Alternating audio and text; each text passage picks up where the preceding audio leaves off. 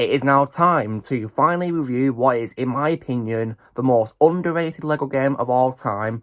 And for me, the game where it's a LEGO Pirate's Life for me, Savvy. Yo, dudes, the Empire's pretty chill. Maybe you could, join it or something.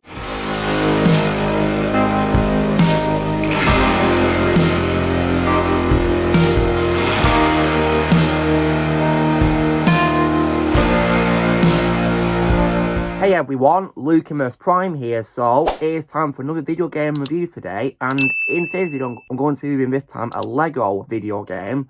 This LEGO video game was of course released in 2011 and is based on a really popular Disney franchise which is in turn based on a ride in the Disney theme parks. And this is, in my opinion, a really underrated game. In my opinion, one of the most underrated games of all time. For me, probably the most underrated LEGO game as well, in my opinion too. And in the era, of course, where characters don't talk, but instead just mumble, this has to be my personal favourite out of the ones where characters mumble. And this video game, of course, is none other than 2011's LEGO Pirates of the Caribbean. So, now, how was this game made then? So, this was, of course, developed by Traveller's Tales and published by Disney Interactive Studios. And it was made, of course, to coincide with the release of the fourth movie in the franchise, On Stranger Tides. And it's, of course, based on the first four films. It even, of course, includes On Stranger Tides, which, of course, was releasing in that year, because it literally, of course, released in the same month as this game, really, coincidentally, which is, pretty cool that it released around that time. And the game, of course, was made for various consoles and platforms, such as, for example, Windows and also Mac OS X, for Nintendo consoles, Nintendo 3DS and Nintendo DS, PlayStation Portable and also PlayStation 3, the Nintendo Wii and the Xbox 360. And when it comes as well to, of course, the release of this game, it received a pretty mixed reviews for some reason from critics, a mixed reception. They of course, would said it was definitely a welcoming addition to a LEGO franchise, but saying it might not be as good as other games. But me personally, I think it was amazing, and I'll get to why in a moment. But for some reason, they gave it a mixed reception. But however, when it comes to my reaction to this game, then this was a LEGO game that I really wanted to play after I, of course, watched the films for the first time. I was really interested in playing the game. So, when I got a PlayStation 3 in October last year, I was really interested in getting this game. So, I got it, of course, when I've been getting PS3 games, and I finally got it last year.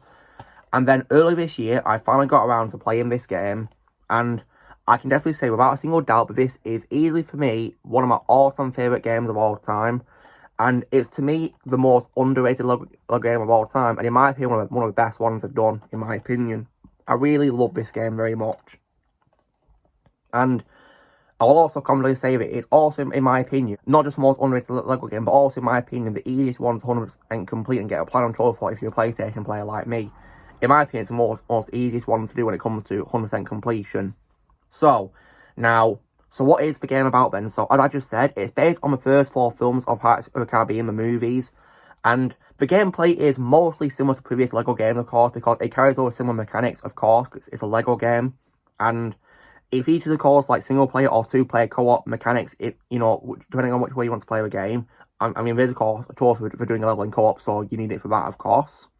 And of course, you play through the first four films, and the hub world, of course, is the port, where you can, of course, revisit the levels, and you can also visit several locations, like, of course, a tavern, and also Tiadama's Den, and also a port where you can ride the ships you can get from mini-kits, because they, of course, return in this game, and when you, of course, collect all of them in a level, it unlocks a ship for you to ride in the hub world, which is pretty cool.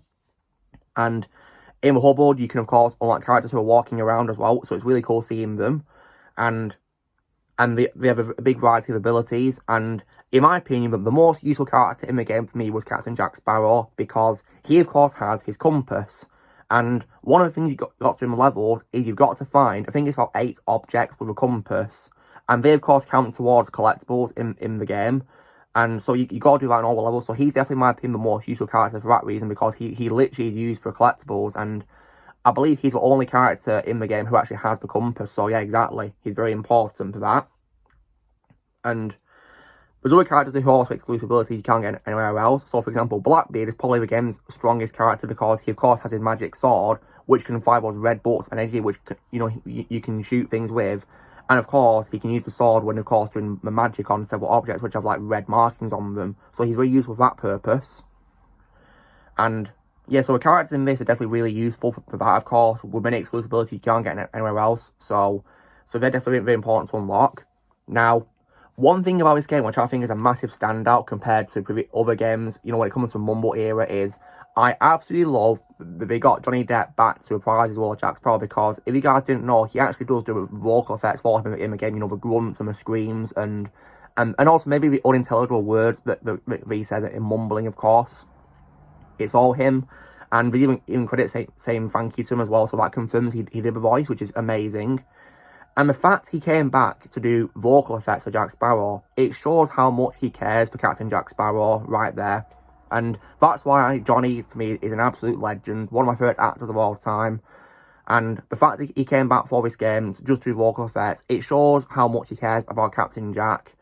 And it's just incredible that he did this, so I thank him so much for coming back for this game, it's amazing. And also as well, when it comes, of course, to my experience playing the game, I had a really fun time playing it. I think the level design is absolutely fantastic for the levels. And if you guys were to ask me what my favourite level is in the game, it's most definitely the level based on the ride. Because when you 100% complete the game, you unlock a bonus level which is based on the ride. And I really love that about it. That was just, in my opinion, fantastic. And definitely, for me, pure fan service. And it brought back lots of happy memories when I went to a ride when I went to Florida in Disney World. So many great memories from that, wow. And one reason why I'd say it's easy to complete is because the levels, in my opinion, are really well paced, because it's a swashbuckler franchise. They have lots of action in them, lots of sword fights, which is just what you need for a Pirates game, absolutely. And I think that's absolutely brilliant. And the graphics, in my opinion, are also phenomenal for a 2011 game, because when I played this game on PS3, I was really impressed with the graphics, because it's from 2011, the graphics, in my opinion, hold up phenomenally, which is just fantastic.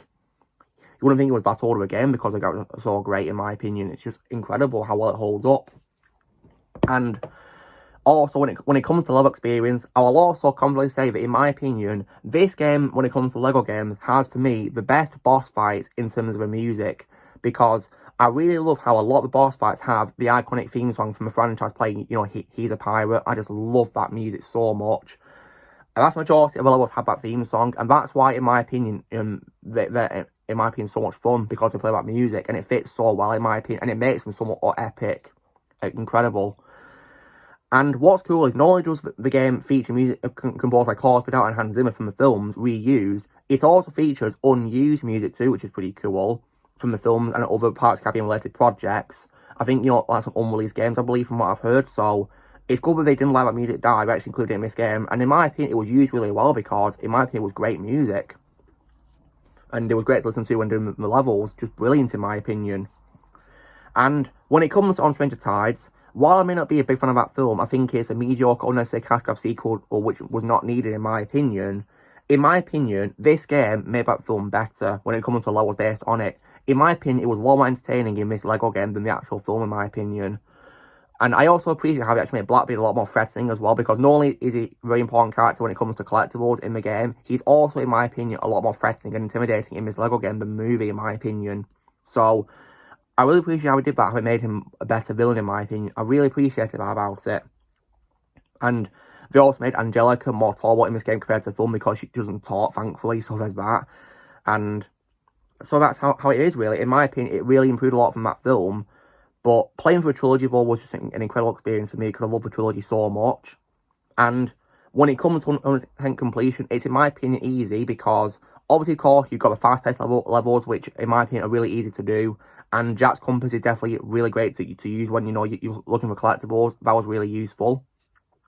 And also, as well, when it comes to a port, it might not be that much bigger a hub world, but that's to be expected from a 2011 game, of course, because back then we weren't that big, the hub worlds, were they? Of course. But it was still, in my opinion, really well set out, really, and it's where you can, of course, unlock, of course, the game's version of a red brick, but this time they're red hats. So that's where you can unlock them, and also characters who are walking around, you can unlock them there. And I like how they didn't make it where you can buy them off a character grid. This time you actually got to find them in the open world, really. So I like how they made it much more of a challenge to find them, and in my opinion, made it a lot more fun. So that was definitely really great to do.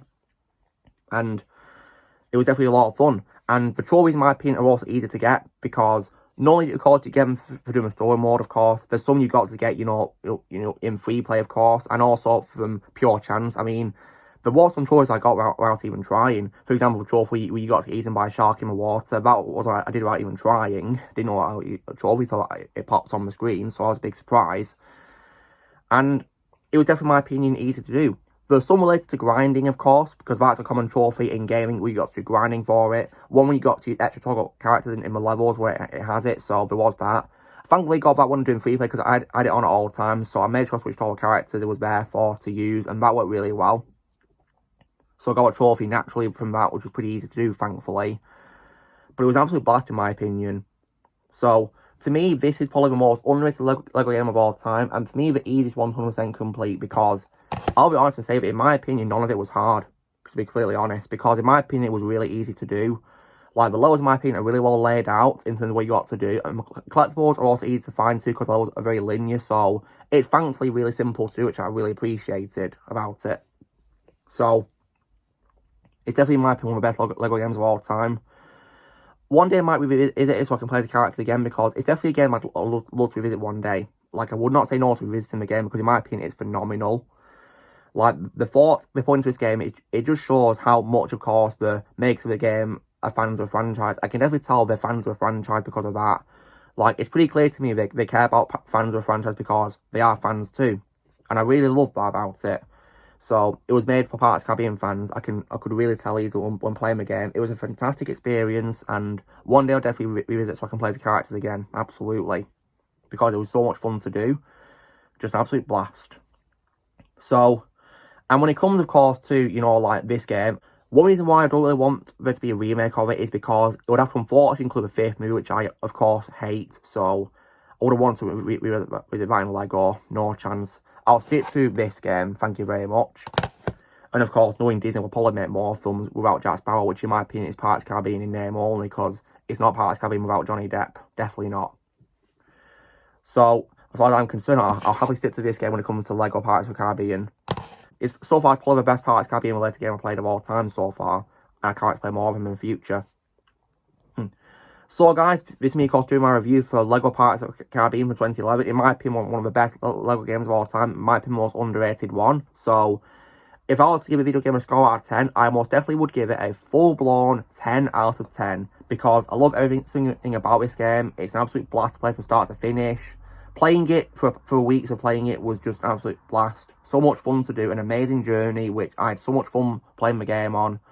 And I can't wait to visit the game in the future one day. I'm really definitely interested in checking out one day again. I'd really love to do that because it was just amazing.